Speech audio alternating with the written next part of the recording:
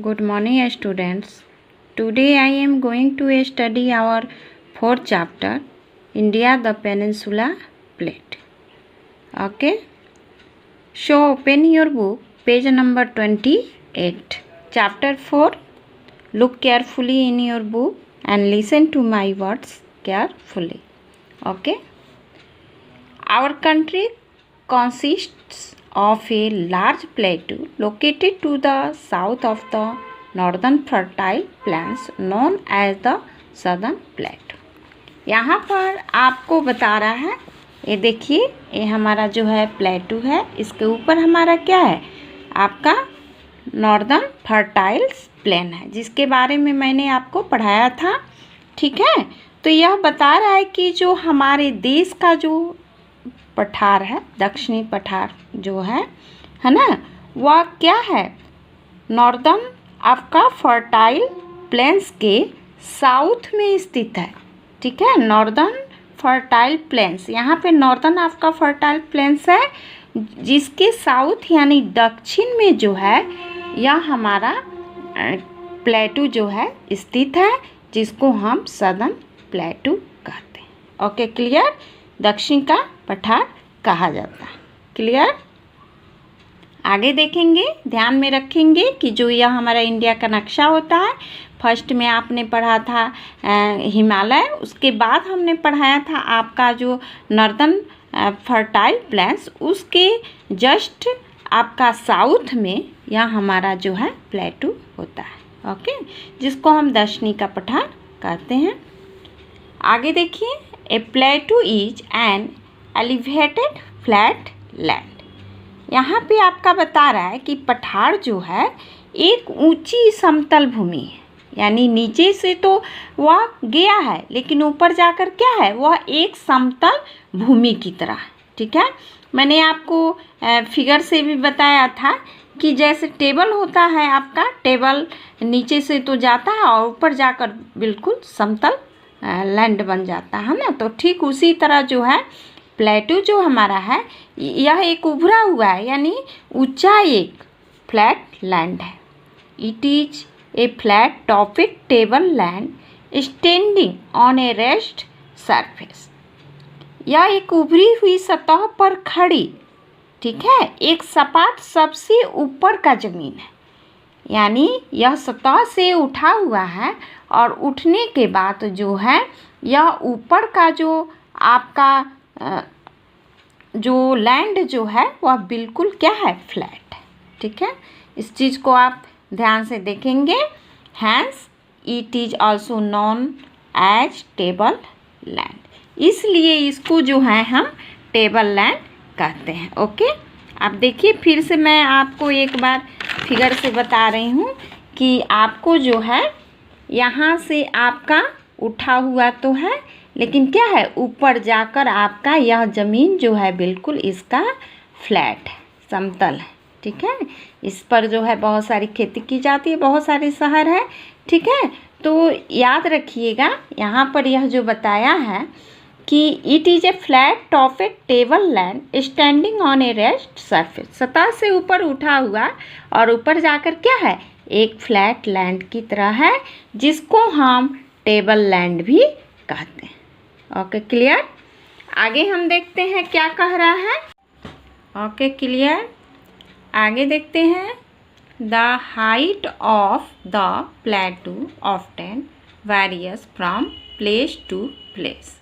यहाँ पे आपको बता रहा है कि यह प्लेटू जो है, इसका हाइट जो है हर जगह अलग अलग है. ठीक है. मतलब प्रत्येक जगह पर इसका हाइट जो है अलग अलग है. एक जैसा आप चाहेंगे कि हर जगह देखने को तो नहीं है, हर स्थान पर अलग अलग इसका हाइट है. Okay, clear. आगे बढ़ते हैं. The southern plateau is triangular in shape and lie to the south of Narmada. इसका शेप जो है ट्रायंगुलर है. ठीक है. ट्रायंगुलर शेप का यह है और यह बता रहा है कि नर्मदा नदी के साउथ में स्थित है. यहाँ पे आपका नर्मदा नदी है, आप देखेंगे, और इसके साउथ में जो है आपका यह प्लेटू जो है स्थित है. Okay, clear. It is broader in the north and narrow in the south.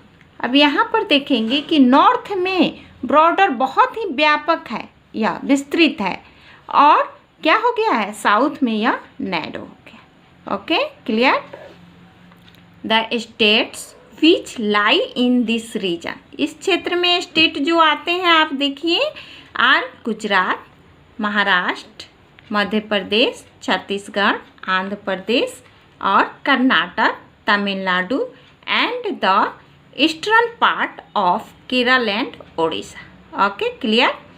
कह रहा है कि इस क्षेत्र में स्टेट आते हैं, आप ध्यान से जानेंगे कि गुजरात, महाराष्ट्र, मध्य प्रदेश, छत्तीसगढ़, आंध्र प्रदेश, कर्नाटक, तमिलनाडु और केरल और उड़ीसा के कुछ ईस्टर्न पार्ट आते हैं। Okay, clear. आगे बढ़ते हैं। The southern plateau lie to the south of the northern plains and extends off to Kanyakumari, the southern most tip of India. ठीक है, यहाँ बता रहा है कि नॉर्दर्न प्लेन्स के साउथ में कन्याकुमारी से भारत के आपके साउथ छोर तक यानी दक्षिणी छोर तक जो है यह स्थित है। कन्याकुमारी यहाँ पर है, इसके दक्षिणी छोर तक यह क्या है, स्थित है। Okay, clear. The southern plateau is surrounded by hills, कह रहा है कि यह पहाड़ियों से, सदर्न प्लेटू जो है पहाड़ियों से क्या है, घिरा हुआ है। To the north west of the plateau lie the Aravalli hills, Vindhya and Satpura range. आप इसको ध्यान से इसको देखिए मैप को कि यहाँ पर जो हमारा है आपका नॉर्थ है और यहाँ पर हमारा साउथ है, यहाँ पे ईस्ट है और यहाँ पर वेस्ट है। ठीक है, तो नॉर्थ वेस्ट में बता रहा है कि नॉर्थ वेस्ट में हमारा जो है Aravalli hills, Vindhya and Satpura range. Okay, clear. और उसके बाद the Rajmahal hills are to the north east. अब नॉर्थ ईस्ट में, ठीक है, नॉर्थ ईस्ट में जो है आपका राजमहल हिल्स और आपका राजमहल हिल्स पड़ता है। Okay, clear. आगे आपका बता रहा है, देखिए the western ghat are in the west and the eastern ghat lie in the east. अब वेस्टर्न घाट यहाँ पर देखेंगे कि इसको हम वेस्टर्न घाट कहते हैं जो कि वेस्ट में है, और ईस्टर्न घाट जो है जो कि आपका ईस्ट में है। Okay, clear. इसका नाम ही पड़ा है वेस्टर्न घाट और ईस्टर्न घाट। ओके, आगे देखिए the Nilgiri and cardamom hills are towards the south.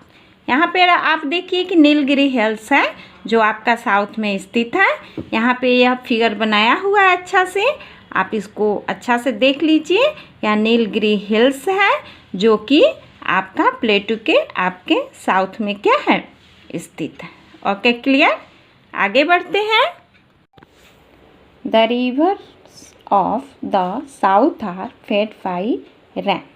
यहाँ पर आपको बता रहा है कि they are not perennial rivers. Okay, south की जो भी नदियाँ होती हैं वह वर्षा द्वारा पोषित होती हैं। ठीक है, और ये जो नदियाँ हैं वह बारहमासी नहीं होती हैं, यानी लगातार वह नहीं बहती हैं। जैसे बारिश के मौसम में बहुत ज़्यादा आपको बारिश होता है जिसके कारण नदियाँ में बहुत ज़्यादा पानी होती रहती हैं। ठीक है, तो और बाद में क्या होता है कि वर्षा के द्वारा ही इसमें ज़्यादा पानी रहती है, तो यह वर्षा के द्वारा ही जो है रिवर्स जो है वह फेड होती है। Okay, they are flooded with water during and after the rainy season.